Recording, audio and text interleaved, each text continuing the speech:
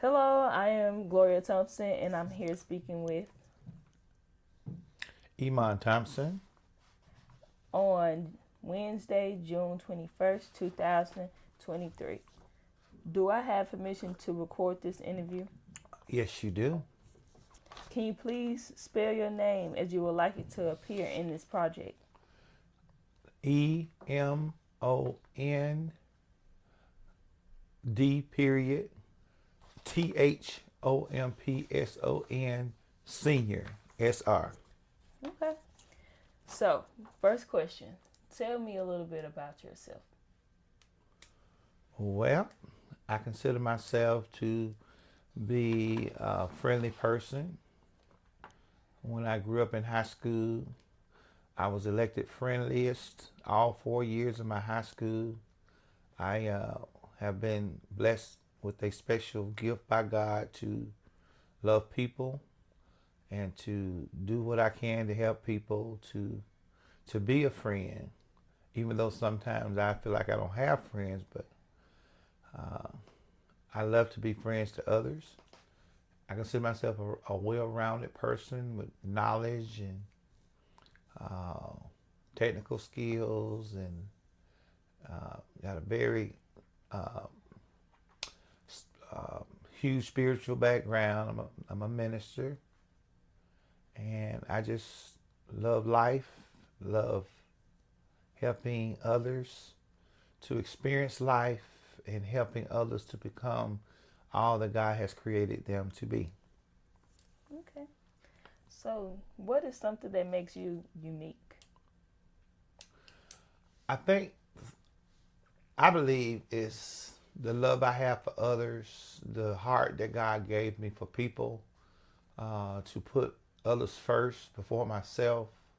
Sometimes I have an issue taking care of my own self because my desire is to do what I can to help others progress, help them get the things that they need, to be there for them, to advocate for them, to stand up for them.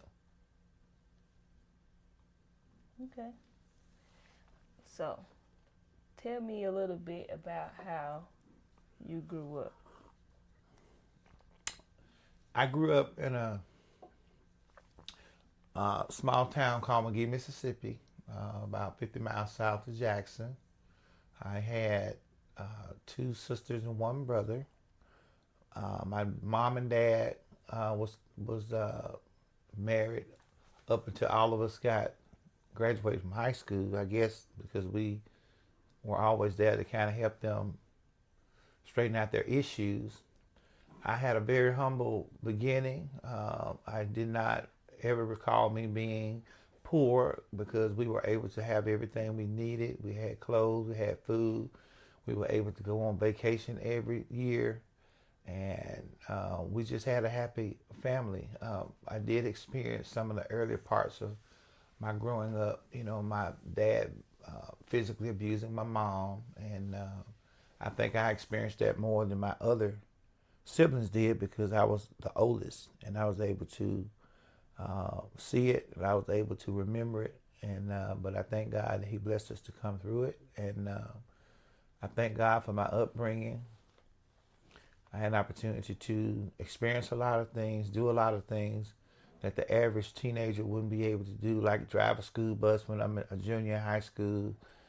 I was able to manage a store while I was in high school before I graduated from high school.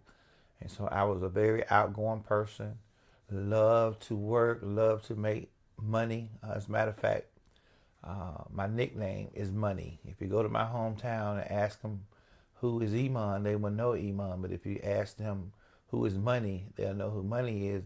And I guess that's short for my name, Emon, and they say E-Money. But I enjoyed making my own money, doing my own things, and I think I had a very nice upbringing. Okay. Witnessing those things you witnessed while growing up, how do you feel like it affected you as an adult now? Well, one of the things I experienced when I was growing up is the way people were very passive with things that happen in their lives, especially when it comes to people mistreating them. Most people wouldn't speak up for themselves. I think that helped me to be more of an advocate for people now. I was a young man that took up for the young man that was getting beat up or bullied or anything like that. I would always be there to not jump in the fight, but do whatever I could to stop the fight and bring peace among others. I think my upbringing in church helped me to be a stronger Christian today, to love God, to love people, to serve Him. I just had an overall well-rounded life that I feel like that has contributed to me being who I am today. Okay. Who raised you, and how would you describe how they raised you? Well, I can remember my younger years when I was old enough to remember. I used to stay with my great-grandmother and my grandmother a lot when my mom and dad wasn't able to watch us, which I learned a lot from them. I guess that kind of helped me with, I would say, the older side of me. I enjoy hanging around with senior citizens because that's what I did when I was coming up. Would go hang out with them, do errands. Actually, I think if you allow me to say it, that was a modern day slavery in that time, where the grandkids come around. The first thing they do is put you to work, cleaning and sweeping and all of that. But it helped me to learn how to keep my own house clean today. What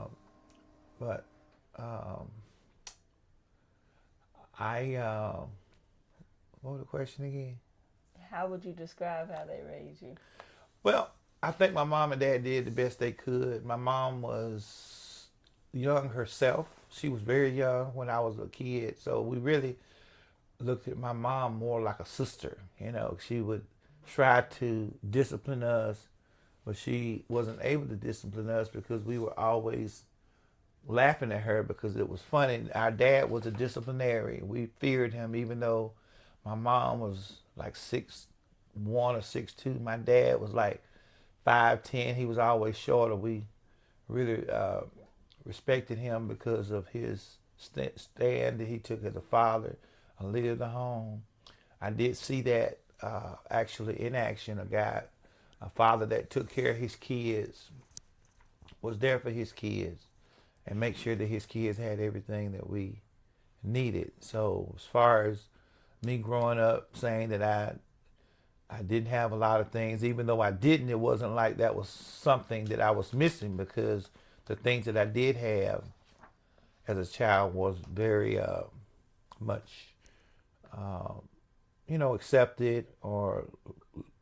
accepted as norm. I didn't look at the Joneses and say, I wish I had that, because the spirit that God placed in me to be a little mini entrepreneur, I was always able to work and rake leaves and wash cars or do whatever I could to get almost anything I wanted, So I think that my dad set the right example as far as getting out, working hard, taking care of your family, taking care of your home. So I got that model from him. Okay. What was it like where you grew up? Well, Magee, Mississippi I think it was an okay city. A lot of people talk about growing up in with discrimination and white and black, and I did not experience that. I had a lot of white friends. I ate at my white friends' tables. I dated white girls, and their parents loved me. Their parents hired me to do things on their jobs. So I went to school with whites. I had as many white friends as I did black friends. So, I hear a lot of people talking about discrimination, what they had to go through. I'm not saying that discrimination was not there, but because of my lack of knowledge of really what discrimination was, I don't feel like I experienced any of it, because I was able to accomplish everything that the other kids accomplished. They had cars, I got a car. They had four-wheelers, I bought my own four-wheeler. They wanted a motorcycle, I bought my own motorcycle. So it's not like I look at them and coveted what they had, because regardless of what I had, I always felt within myself that I can have what they have. And so I enjoyed living in Magee. It was a place really that I never said I didn't want to go back to, but if I did go back to, you know, I would definitely re-implement some of the things that we had when we was growing up as a child that's not actually there now, that helped me become a well-rounded person. There was a lot more for young people to do. There was a lot more people in the community that was willing to work with the kids like they worked with us when we were coming up. You know, that's not there now. So I enjoyed my life growing up in Magee, and I always enjoy going back to it to see my old places that we played and the fields that was once a big field, but now it's, you know, I really enjoyed growing up in Magee. How do you compare that to Jackson today? Well, it's a difference in night and day. I remember when we were growing up in Magee, my dad always said, y'all don't be going up at, when I could drive, don't be going up to Jackson. Magee was a lot more slow-paced. You knew everybody. Everybody knew you. Everybody knew your parents. My neighbor would spank me just as quick as my dad would. I mean, I was more fearful of my neighbors going home telling my dad that I did something, or even telling my dad that they had to spank me because of something, because I would get another spanking. I'm talking about growing up. But like now, you didn't have a lot of crime. You didn't have a lot of people knowing each other. Crime, you know, in other words, crime from people that you knew. You know, it wasn't cousin killing cousin and brothers killing brothers. It was, we very seldom heard anything about anybody getting killed in our neighborhood, unless it was something like a car accident or something of that nature. Just gun shooting, hearing guns, firing all the time, that was not there. Of course, Jackson is more fast-paced. You deal with a lot of people that you don't know, even in your own neighborhoods, you know, that you live in here in Jackson. You really don't per se know everybody that lives close to you. I know a lot of my people that live on my street, but not as close as I did the people that I grew up with. You know, they were like family. They knew my mom, knew my dad. And so there's a big difference, even now, going, living here in Jackson and going back to Magee, because even though I've been gone for over 30 years, people still know who I am. And it's just a pleasure and sometimes surprising to see how much things have changed. The kids that were small and babies are grown, and it's just a big difference living further south in Magee than it is in Jackson. It's a lot slower, you know, mom and pop stores, stuff like that. So it's a big difference. Can you tell me about the day you came to Jackson? Well, of course, like I just mentioned, my dad said, y'all don't be going to Jackson. Well, you know how it is as kids. The first thing your mom and dad tell you not to do, that's what we do. So got together with a bunch of my friends, and we actually came to Jackson. I mean, it was a big city to us, to see the big buildings and the highways, the 3-lane highways, and the businesses everywhere, all the stores and the malls, and it was, you know, a pretty big place for us. We usually enjoyed coming to Jackson. And so we loved Jackson so much so that, go to the mall, to the arcade. The biggest thing I think to us was the malls, the Metro Center, you know, which is gone. That was the biggest hit, there. And then, like I said, I experienced it when I came here for college. Jackson was a lot more peaceful. People was a lot more loving. The crime wasn't here. It was just a nice place to be. I've been in Jackson now for over 30 some years, and you know, during those times were some of the best times to live in Jackson. Can you remember what age you were when you came? Oh, I was, I would say, graduated 18, around about 19 or 20 when I came. 19 and 20. How old are you now? I'm 55. 55. Yeah. Now, when I first started coming to Jackson, it was basically like to hang out or go to the mall or something like that. But I graduated in '86, went to Colin for 2 years. And after the Colin, then I transferred to Jackson State. So that kind of made me settle in Jackson up until now. Up until now. Yeah. So, what are the other places you resided other than Jackson in these years? Well, after moving to Jackson, I got activated for Delta Shield, Delta Storm. So I did that. We came back, lived in Jackson again. Katrina come through, messed stuff up. We ended up in Chicago in Matson, Illinois for about 3 years. And after that, we was going to try to purchase a home up there, but then God sent us back to Jackson. And so I've been in Jackson ever since then. Okay.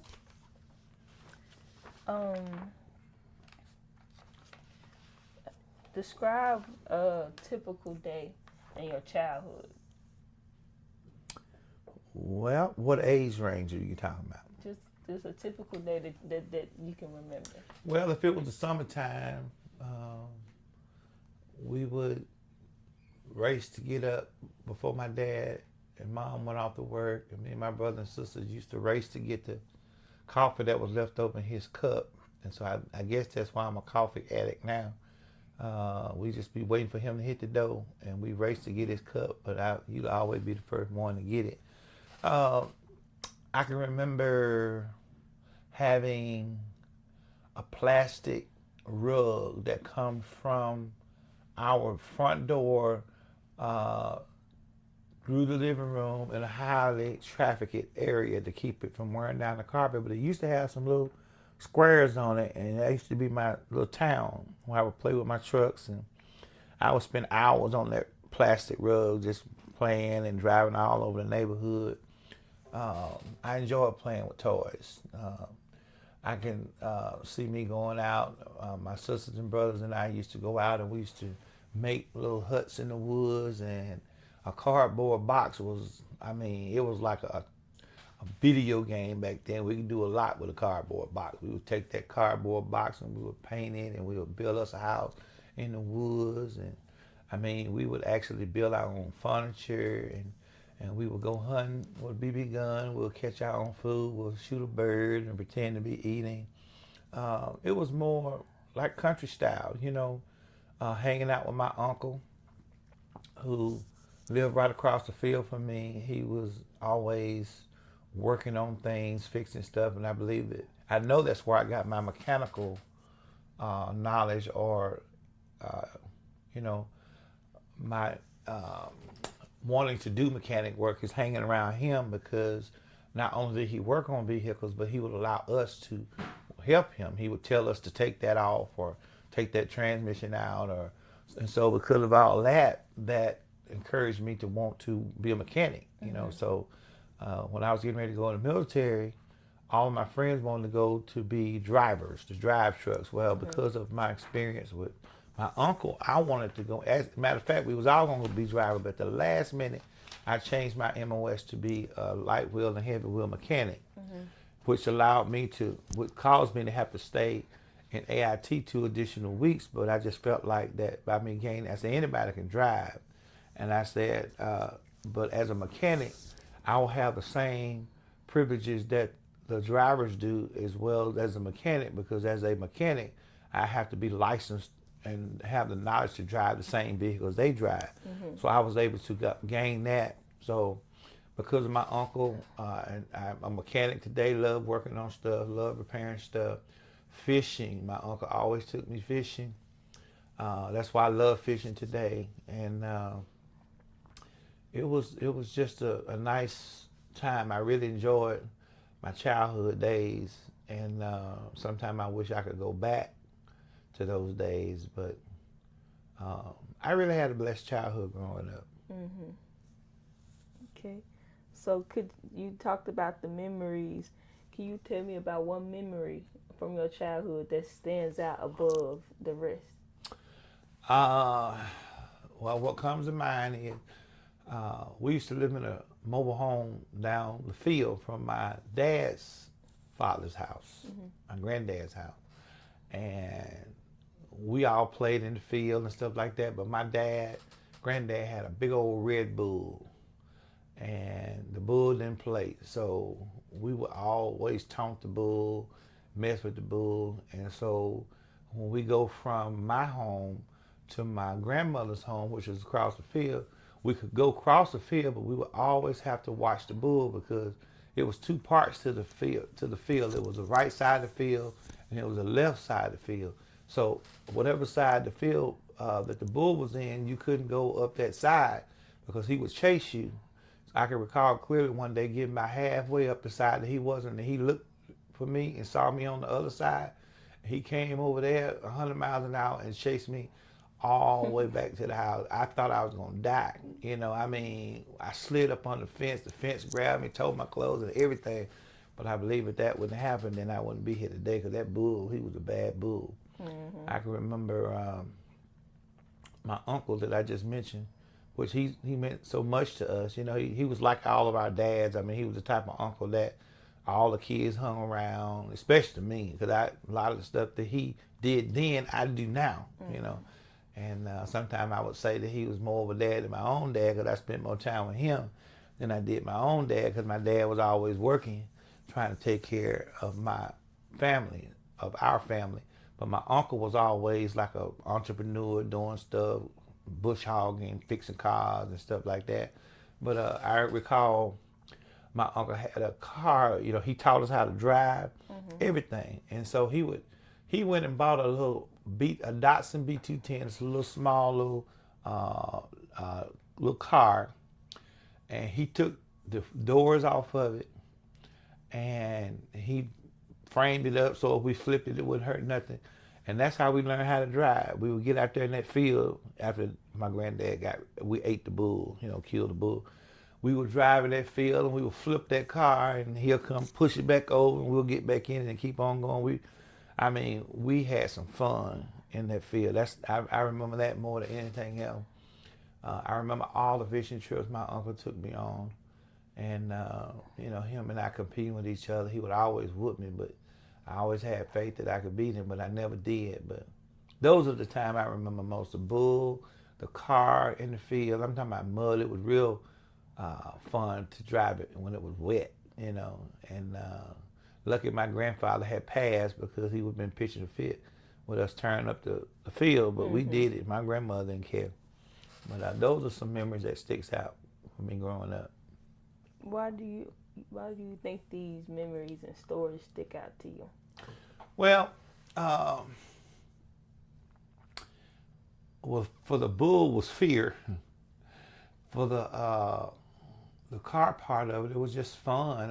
The extremes that my uncle would go through to make sure we had a good time and we stayed out of trouble because he was always had us busy. I think that's what our world needs to do now. Even though my uncle didn't have any children, not one child, he had a whole community of children. And we all, when you come around, he wasn't gonna let you just sit there and look. He gonna make you pick up a tube, or he would go buy some chickens by the case, and he would teach us how to clean the chickens and rein in eggs.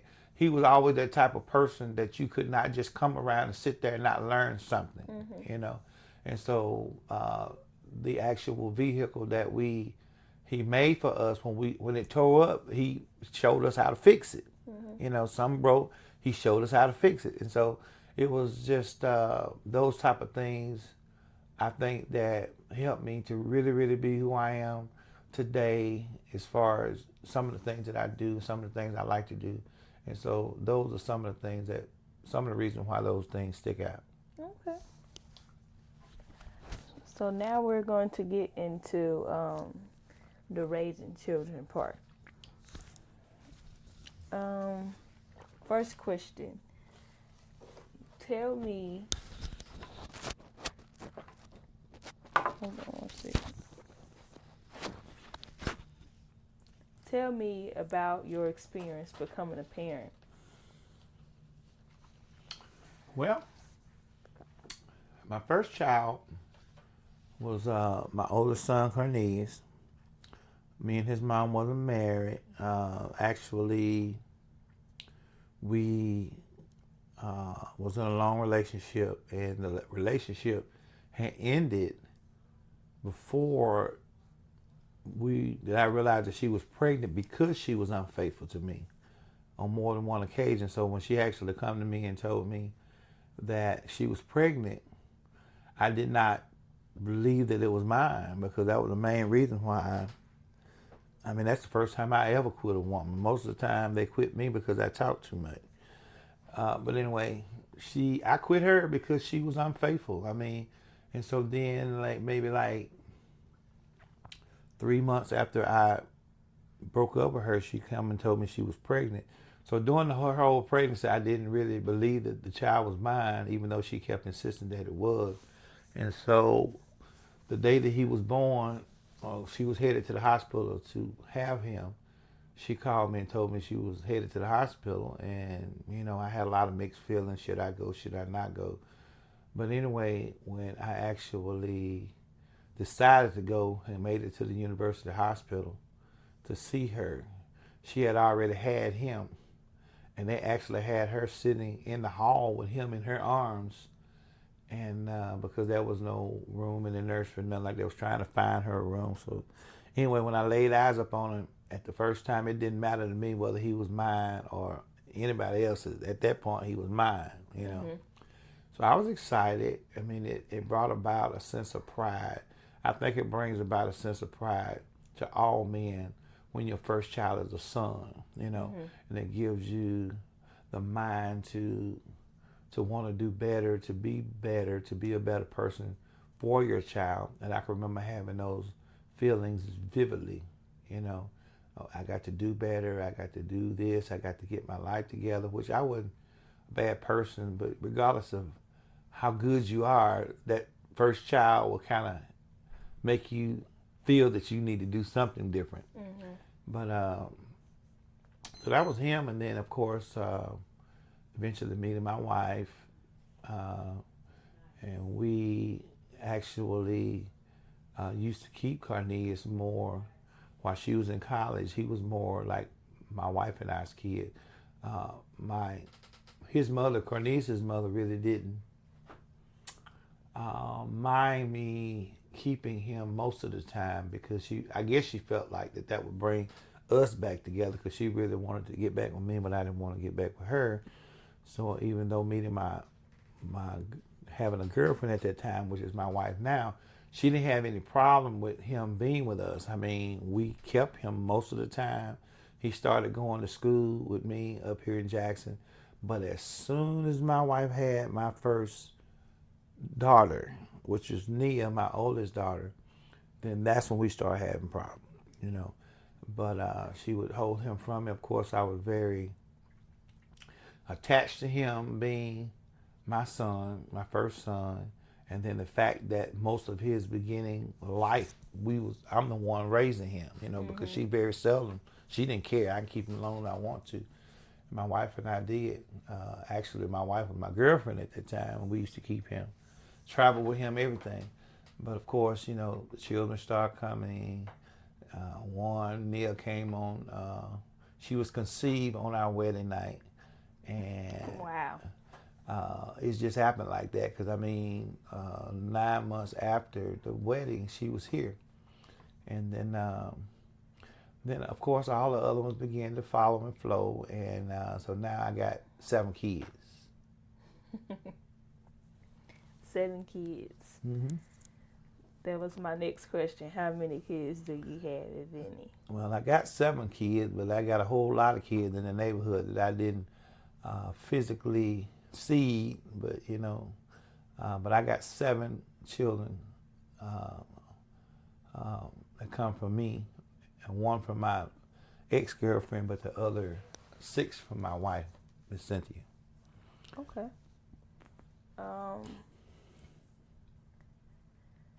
So, about raising your kids, what it is like a typical day in their childhood when you raised? Well, I will start by saying this. You know, the way my dad raised me was a lot different than a lot of other parents raised their child. I always knew who my father was. I always respected my father. I respected my father more than my mom because my dad was a disciplinary person. You didn't mess with him. He was very strict. My mom, easygoing. Like I said, she was just like our sister. She never did give us no hard time. She tell us something to do, we did if we felt like it. If not, she just laughed just as much as we laughed. But my dad, we were reared to respect him. We were revered. We were raised to follow his instructions the first time. You know, he had it to a point where he had this look. You know, there was a lot of things, excuse me, that he didn't have to say. He just had to look it. You know, and so we were reared to respect this little old short man because when he said what he said what he said, and he meant what he meant. So anyway, that spilled over into me raising my children.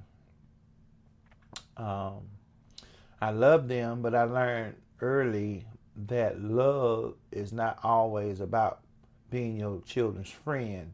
Love is about them respecting you and following your instructions. And, you know, a lot of people may look at my childhood, the way I was reared, and think I was abused. You know, I just think that my dad was strict. You know, I used to, when I would get a job, he would make me help out around the house, make me pay certain things. And, you know, even though it didn't bother me because I had plenty of money, I remember, like I said, my nickname was Money. I can remember growing up and my dad had to borrow money from me to pay bills. So I had my own bills.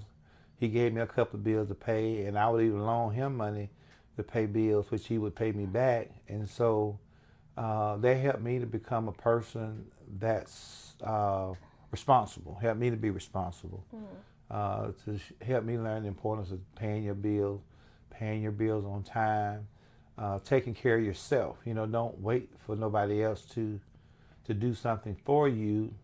You can do it for yourself. So I tried to instill those same things in my children to, first of all, respect your parents, respect me as their dad, respect your mom, and to do what you're told, to respect your elders, and to work hard for what you want. You know, don't be expecting nobody to give you nothing. You know, if you want it, you got to go out there and do it for yourself. And that's what I learned as a young person, because even though I felt like that we wasn't poor, you know, my dad really didn't have to buy me a lot because I would go get it myself, you know. So it's not like you got a bike and I want a bike and I'm waiting for my dad to buy the bike, you know. You had a bike, my dad couldn't buy the bike because we had so many, you know, siblings, had so many siblings. I went and bought the bike myself. So they helped me to be who I am today, to be an actual entrepreneur. Most of my life, adult life, I've had my own businesses, and I was able to go out and accomplish things that I want based off of my efforts and not me having to wait for someone to give me what I wanted, but for me to be able to go out and earn the money to get what I wanted. And those are the type of things I try to instill in my children. You know, is to work hard for what you want, you know, and there's nothing that you can't have, there's nothing you can't do. Just go get it, go do it. Okay. So you kind of touched on it, but I'm going to ask the question anyway. What's your role as a parent? Well, my first role to me is to be a provider for my children, to make sure they have what they need, make sure that they live in a clean environment, make sure they eat, make sure they have a lot of the things that they would like to have, some of the things they want to do, to be that backbone for them, to be that provider for them. When I started having my children, you know, a lot of people would frown on families that had a lot of children, but, you know, God told me that he was going to take care of them. He said that those were his kids, and I must admit that, I mean, my children growing up, we had godparents, and we had church family that didn't mind giving us things. I mean, you know, most children today wouldn't want to take any what they call hand-me-downs or clothes that's been used by somebody else. My children loved them. I mean, it was like on a Christmas morning when my church members or my family members or friends would give them items in these big black bags, and they come through and they have little modeling sessions and going through trying stuff on. And I mean, they would give us so much stuff. I mean, and it wasn't all used. A lot of stuff come in with tags on it, stuff that they couldn't wear or didn't wear. I mean, they got to a point where we had to make them get rid of stuff before bringing in new stuff. But they were able to have, I think, a lot more than the average kid would have when it comes to clothing and stuff like that, because of my wife and I bringing our children up to respect stuff like that, to know that that's not a bad thing, to be able to take something from someone else that they can't use. And I think they help my children be more well-rounded and not to grow up bougie and want everything new. But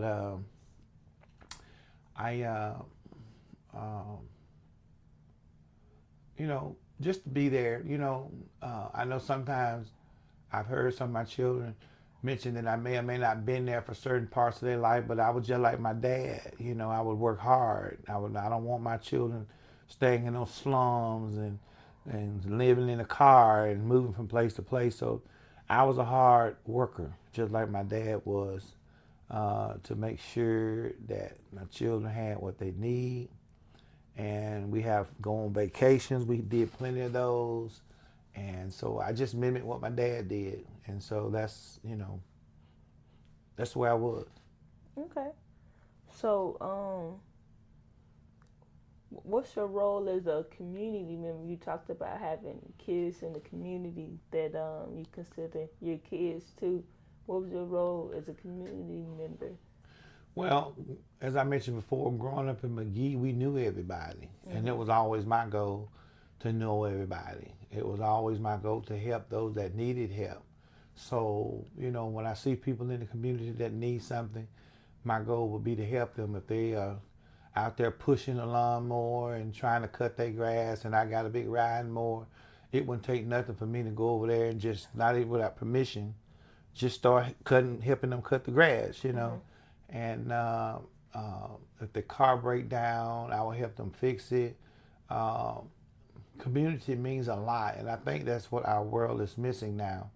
It's community. We're afraid to get to know each other. You know, community provides a sense of security because we all know each other. We know that you are in Miss So-and-so's house, or, you know, and so community is important. And I think if we, as a people, would establish our communities more, when I mean establish, you know, come up with methods and ways to make sure we know each other. We, as a community, get together and have a little block party, you know, just so we can get to know each other. Mm-hmm. I think our communities would be a lot more safer because we would be able to protect the vulnerable, which may be the senior citizens or the young mothers with children, that we may be able to come in and be that dad to those kids that those don't have dads. And so community is very important. So it helped me, my upbringing in my community helped me to be who I am in my community today. And that's a person that want to be there to not just help my own family,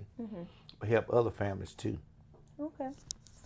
So you talked about the church being your support system. Can you describe your support system when raising your children? Well, my support system in what? When raising your children, like who helped you? Well, it's not just, it's the church, of course, yes. Especially when that's basically all you do is go to church. I mean, you know, a lot of the support we receive, you know, as far as clothing and sometimes food or just anything, you know, was from our church family. You know, somebody come through with a load of potatoes or sweet potatoes, they would let us know. We was able to take part in a lot of those blessings because of our church members, our family, our community. That's what I did, you know, as a church, being a part of Great Bethlehem Temple Church, one of the largest churches here in the city of Jackson. When they would bless our church with, you know, truckloads and truckloads of sweet potatoes and nice potatoes, and I mean all that kind of stuff, I would make sure I get enough for my community and bring it back and give it to my senior citizens and definitely give it to my neighbors. I think I got some real close-knit neighbors. We all know each other. My neighbors and I are, so much acquainted that even when I'm out of town, I mean, my neighbor can come in my house and put my packages in and put my mail in, and that because of a sense of trust and meeting each other and even though, and also with your community neighbors, helping you watch out for your children, telling you when your children doing something they ain't got no business doing. And so, but the church family, your community is very vital. We say it takes a village to raise a child. That's what's happening. The village is not doing that anymore. You just let Junior do whatever he want to do at your house. You don't want to say nothing to him because you're scared he may shoot you or whatever. We need that village back, and that village is what's going to help us bring our community back and bring our cities back and our state back and our country back. We can't continue to turn a blind eye to what our young people are doing. And I think that's what the problem is. And I think a lot of the crime that we're experiencing in the city and a country is from the parents or the adults not stepping in, doing their part. And I think a lot of times these children are,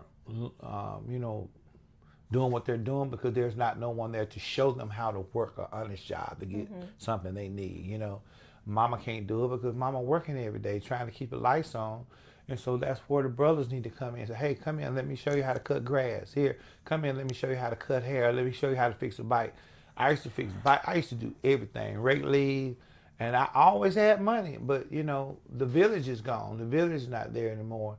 So it's very vital that the community participate and not just raising your own children, but helping others raise theirs. I'm talking about vital interest in other people's children, especially when you see them going down the wrong road, to try to mentor them, to encourage them, spend time with them, and that would mean a lot to some of these kids out here today. Yeah. So that leads me to my next question. How would you compare the way you was raised to how people raise their kids today? There's a difference in night and day. We didn't have no TV to look at all the time. We had to be creative. We had some video games later on, but my dad and mom regulated how long we could play the games. Our parents took time for us, took time out with us, and I think a lot of the parents today are not able to do that because many of the dads are locked up. The mom is playing both roles as the mother and the father, so she doesn't have the valuable time. The community is not in place to be able to help in those missing aspects of community to help with the other families. So it's a difference in night and day, the way that I grew up than compared to the way the kids are. Today, our parents are allowing the TV to raise our kids. Our children are being indoctrinated by what they see on YouTube and social media and all of this. This is why all this stuff is going on in their heads, all these shoot 'em up games that desensitizes our children. When they shoot a character on the video game and blood splatters everything, it desensitizes them to a point where it don't bother them when they go out in the community and shoot somebody and blood splatter. They used to seeing that.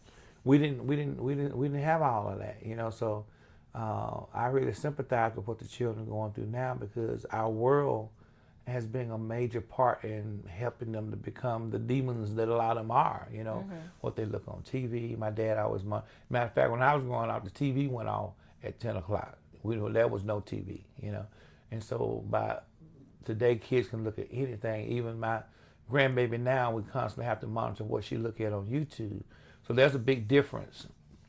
And so I think that's why there's a different mindset in the way we grew up compared to the way the children growing up now. That's why they don't value life. Some of them are acting out because dad ain't there or mom not there. I grew up with both of my parents, even though later on in life when we all graduated and moved away from high school, they divorced. But a lot of these kids don't have mom and dad. And I think that's what the community needs to do. is to come up with a way to bring in these children that don't have both parents and kind of help them make it through those stages where the mom and dad is really needed instead of mom trying to. It's hard for mom to do everything, work and provide, and still give her children the nurture they need. I mean, even extended family was much better back then. You know, your aunts and all that.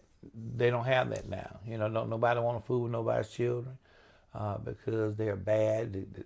I used to get whoopings in school. They don't do that no more. They helped me to respect my teachers and my neighbors. I mean, I understand how difficult it would be to do that now, but it's just two totally different world at this point. Yeah. So then we're going to talk about just your environment currently today. Can you paint a picture of the neighborhood that you live in? Well, I see Brooklyn is a beautiful place to live. I thank God for giving me the opportunity to serve as the president.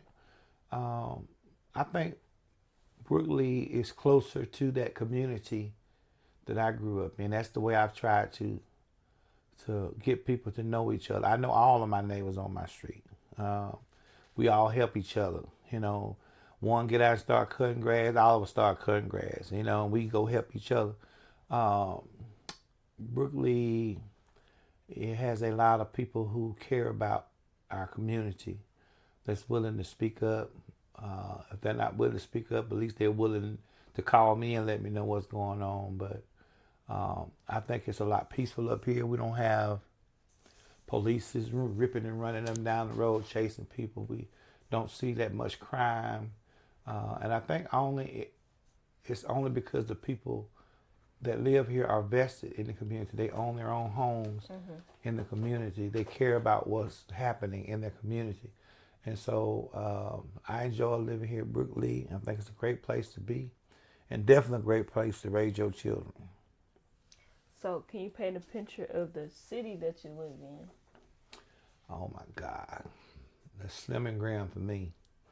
Many times I want to move away from Jackson. All I can see is potholes and crime and blood and corruption in our local government, you know, and blacks being mistreated by law enforcement and, you know, all the infrastructure issues we're dealing with. I mean, we're not in a third world country and we still have issues getting water.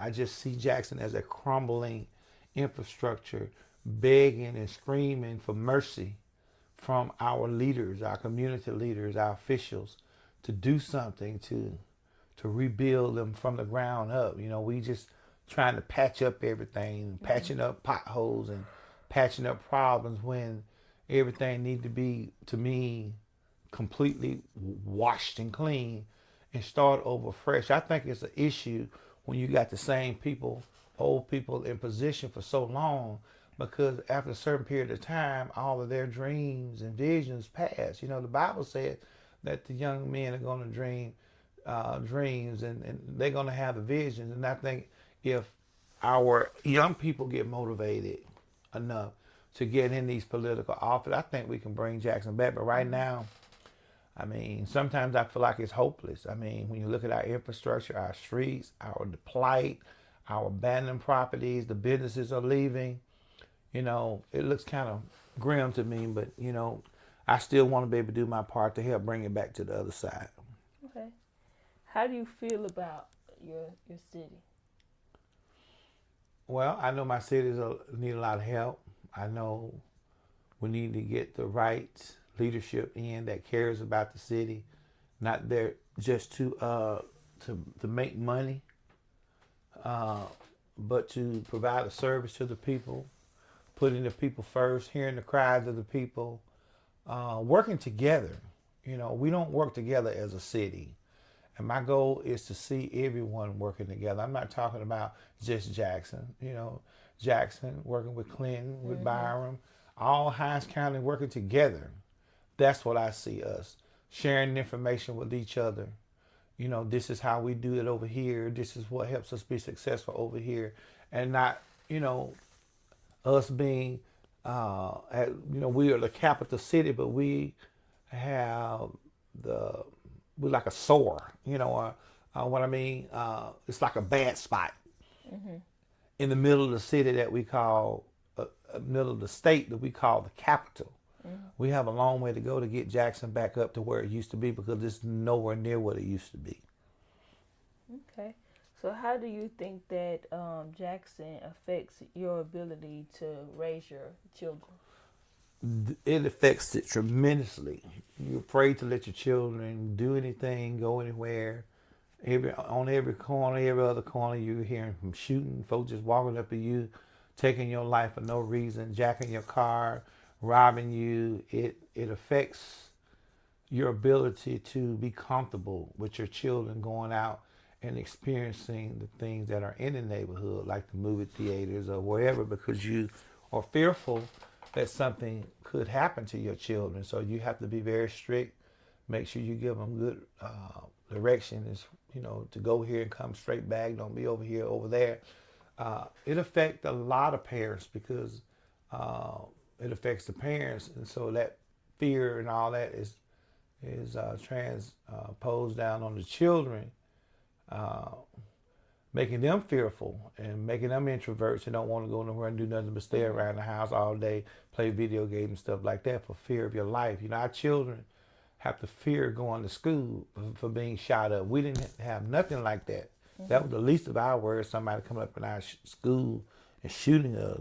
Well, now it's hard for our children to really go and focus. It makes them to be tougher when they shouldn't be tough, but it's just horrible, the condition that they are having to grow up in these days. What support do you think that the children need?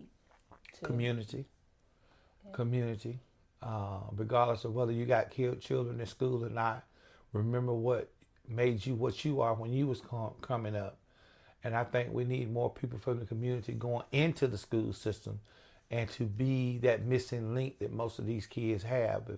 If the mom have passed and the dad is trying to do the best to raise these young girls, then we need some sisters or aunts or moms or grandmoms to be able to be there to help them sometime and show the young ladies how to comb their hair or teach them how to be a lady. Those young men that don't have no fathers, bring them in. We could work through the school system to be able to help them and mentor them, spend time with them, take them fishing, show them how to work on a car like my uncle did me. Most of these kids don't know anything about it. All they know is shooting and crime and sex and having babies and drugs and alcohol. But if we don't provide other avenues for them to learn new stuff, learn.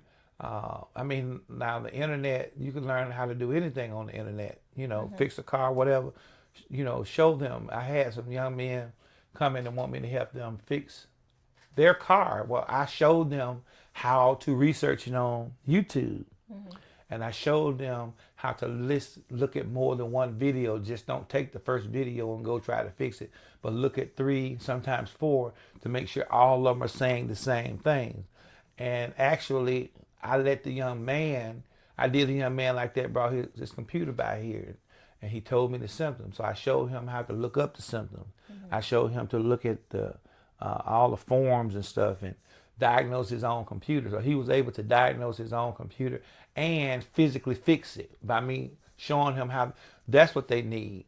Our young people need that, to be able to show them how to make it in this world the way it is. So community has to step up, work with our school systems. Community has to step up and work with our children when they're in church, not just spiritual things, but physical things, and we need to stop getting in debt. Our parents need to stop getting in debt.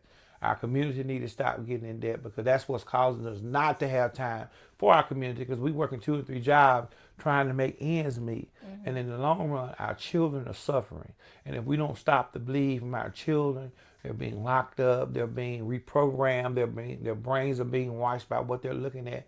We're not going to have a future if we don't start today helping mold them into be the type of young man I turned out to be, the one that loves people, one that loves community and love others and willing to do whatever they can to help others instead of just concerned about everything they want. You know, most of these children out here are robbing and stealing because it's about what they want. You know, what about the person you taking the stuff from? They worked hard to have what they had. They had worked hard to buy their car. Well, you have to do the same thing, you know, but most of them, I guess, feel like they can't do it because it hasn't been modeled to them. You know, just put $100 back, put $100 back, you know. And so we need to do that in order to help change our community.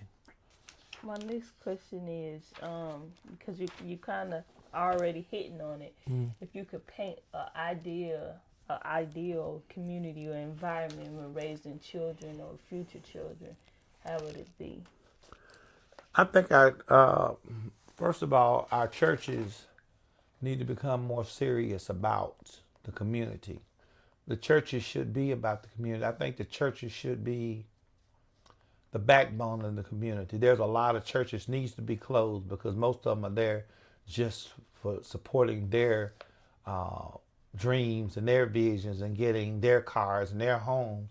We need churches that are concerned about the community to a point where they provide holistic care to the community when it comes to not just spiritual, but physical, meaning helping families and community learn how to stay healthy, you know, financially, teaching family and community how to budget, how to pay their debt, stay out of debt, socially, teaching our community how we should act amongst each other. We're supposed to know each other.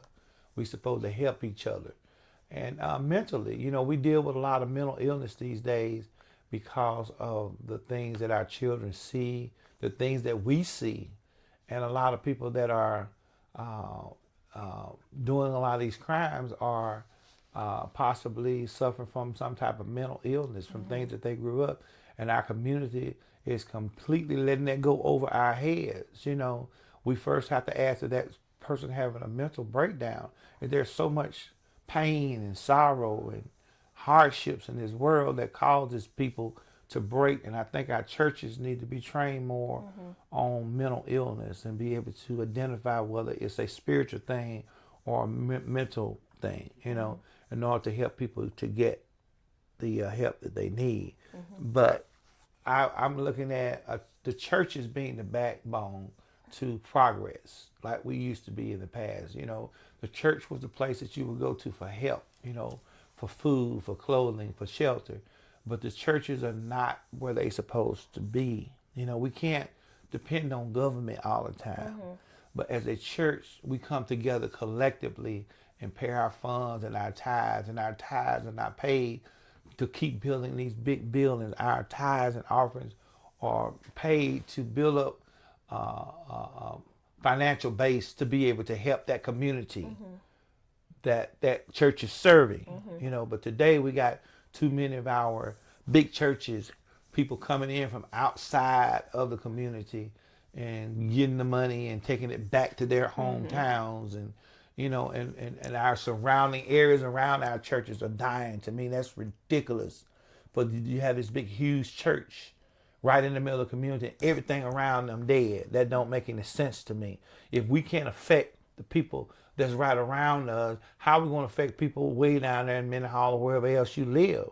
You know, I think the churches should, I think the rules should be changed to the game that if you're a church, that you are supposed to support the neighborhood you live in. And that's not happening today. And so that's why a lot of our communities are dying. But I do believe that the church is the answer. Most people that are going out committing these crimes go to somebody's church. They're falling through the cracks, you know. And I think if our churches and our pastors get their heads screwed on right and do the word or live the word that the Bible tells us to live, there'll be a lot better communities in this city. Because we got plenty of churches, we got plenty of pastors, but we need the right churches and the right. I wish I had the authority to go down and determine whether or not a church is functional or not and make it close down, because we got a lot of non-functional churches. That's why people don't want to go to church, because it's all about you getting my money, but what you doing for my people. You know, it ain't about just to take care of the pastor. It's about taking care of the community.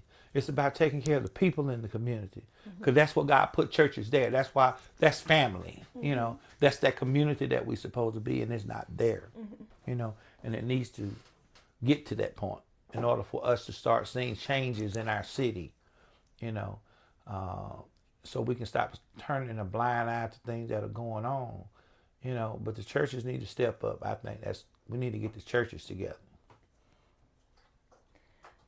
So,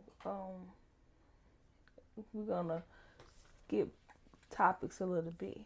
Do you think that history is important? Of course. If history is not learned, it will repeat itself.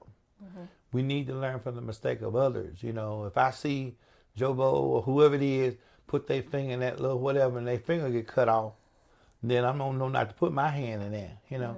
So if we don't have history, if our children don't know our history, if our people don't know our history, that takes a lot from us because we don't know from where we came. We don't know how hard our ancestors worked for us to be able to benefit from the things that we're benefiting now. It will bring more of appreciation to what you have. It'll bring more appreciation to your community.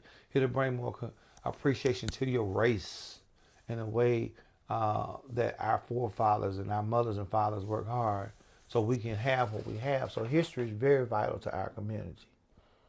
What do you think about you leaving them behind history? That's my goal. You know, the Bible says that we're supposed to leave back an inheritance for our children's children's children. You know, so that's why I want to work hard in the community and leave a mark to where people know that Mr. Thompson was here. And I think that's the type of life that God gave me. Regardless of where I go, I leave something behind where people know that this is what Mr. Thompson did when he was here. And I think that should be everybody's goal, to leave a mark in the community, something good for them to be remembered by. You know, I'm not seeking for my name to be put on a building or my name to be put up in lights, but I think that there's some goals that all people should have as far as making a change in their community. You know, that this change happened. You know, it came from a burden that was in my soul, something that bothered me, but instead of me becoming a complainer, I decided to do something about it, and now things are better because that burden turned into a passion in order for me to go in and make things better for other people. You know. What changes would you bring back? What changes are you bringing to your community? Well, as a politician, listening to the people and their needs, teaching people how to be more resourceful on their own. You know, today we are training our people that everybody else is responsible for something. I want to be able to, in other words, like in my HOA, my homeowners have a lot of needs and problems. Well, I'm not here to fix all your problems. My goal is to show you how to fix your own problem. So your infrastructure, your ditches overflowing, this is who you call, you know. And I think that's the way we need to do our people in our community. We need our people in our community need to stop depending on everybody, but to mount up themselves. I understand the people that can't, but there's a lot of people that can do something about their situation instead of just sit back and complain. And if there's not nobody to be able to be there to make the change for you, then you become the change, you know, and that's what's going to help us build a better city. Okay. What are your hopes for the children in your community? I hope that all the children in my community can grow up well-rounded with love and a sense of community and a sense of accomplishments and a sense for them to know that there's nothing out there that they can't do if they just put their mind to it, you know. I want them to experience opportunities. I want them to know that they can be whatever they want to be, you know, and to be able to help them maneuver that, you know. If you want to be military, let's go talk about military. Let's go visit the recruiter. Let's learn. When I was growing up, you know, when we were picking our careers, things that we wanted to be, most of us never really did, or we wasn't told to investigate what that looks like. If I want to be a highway patrol, what do they do? how much money they make, all that kind of stuff. I want our young people to be able to come up with a goal, and as a community, whether it be a school project, to get them to investigate everything there is about that position. Some of them may change once they find out that, I want to go into criminal justice. Well, Mississippi don't have any prominent, good paying jobs in the criminal justice system. And if I would have known that, I probably would have picked something else. So we need to help our children, help them pick their careers, help them research their careers, so they could be more passionate about pursuing that career, knowing that, okay, this is definitely what I want to do. And to know that, like, there are some fields of study or some positions that you desire or jobs you want, you have to start molding yourself for that way down the line. You can't wait to get to up here and say, I want to be this now, because you should have been doing that all the way back then, even if it ain't nothing but driving right and keep them getting tickets and all that kind of stuff, and not getting in trouble and getting no felonies and all that, because you want to be this person. So by me way back here knowing that I can't have no felonies or I can't do this, I got to be there, that's going to help me prepare back there for this, only because I know what this requires. So I think our children, we need to definitely help our children know that. Why do you want to be a doctor? Why do you want to be a highway patrol? Do you know how much a doctor makes? What kind of doctor you want? What kind of people you want to help? Where do you want to help? I mean, all of those questions should be answered to me. Help children answer that question when they first get into ninth grade or even junior high. What do you want to be when you grow up? And if they can settle on what that is, and we help mold them all the way through those years at that point, they'll be more successful. They'll be more focus driven, and to be more successful in school and their studies or whatever it takes to get them prepared to do that. Yeah, I agree. Is there anything else you would like to add that I didn't ask about? Well, I would like to say this because I'm a spiritual person, that I think that our community need to get back closer to our spiritual ties. There may be a lot of people out there that don't believe in God, believe that He's real. I can't convince you that He's real like I know that He's real. We need to get on our business of doing what God tells us to do, going in the direction that He wants us to do, to let Him be a lamp to our feet and a light unto our pathway, and we won't mess up a lot of our time. Because if we took the time early in our life to allow Him to lead and guide us, we would have saved a lot of time pursuing things that He never wanted us to do. That's my regret, that I did not really pursue Him like I wanted to. And there was a lot of missed times, a lot of wasted time I had pursuing things that He didn't want me to do. That was just what I wanted to do. So, but the only way that you're going to get that guidance in that direction is to have a relationship with Him younger in your life, instead of waiting until you done live your best life and now you want to, give Him. If you start back there, you will be so much further along, knowing His will for your life. That's the thing. Get to know God's will for your life and pursue it with all your heart.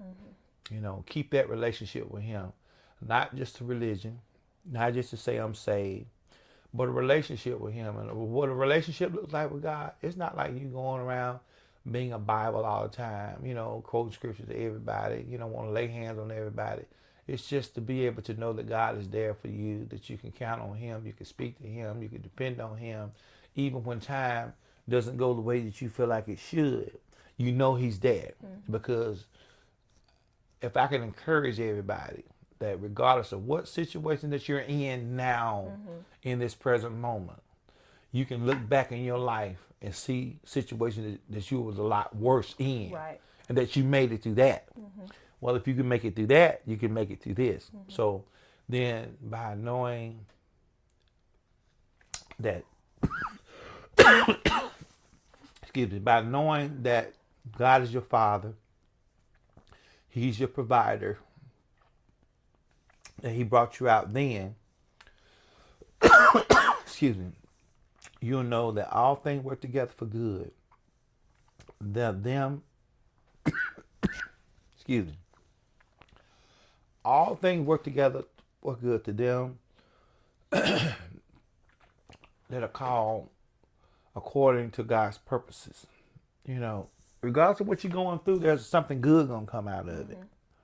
You know, I lost my job, but if I didn't lose my job, I wouldn't have this job. Right. You have to try to look at the big picture and not always look at bad things as something that's going to take you down. Sometimes the bad things is preparing you to go even higher than you were before, because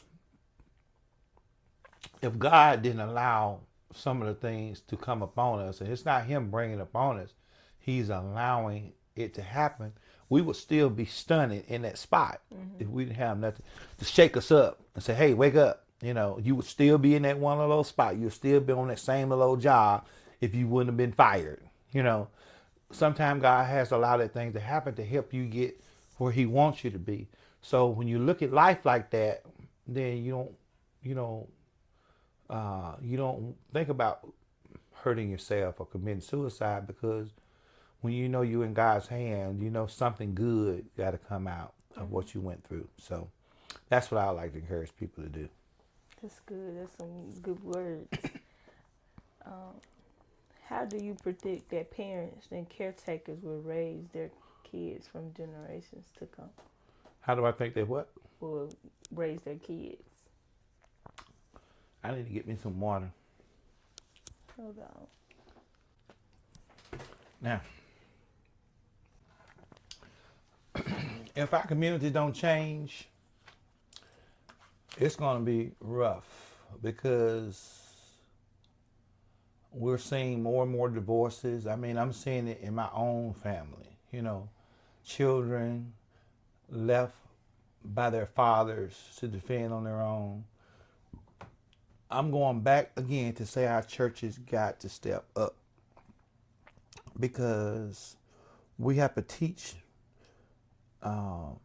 husband and wives how to get along. We have to teach husband and wives how to forgive.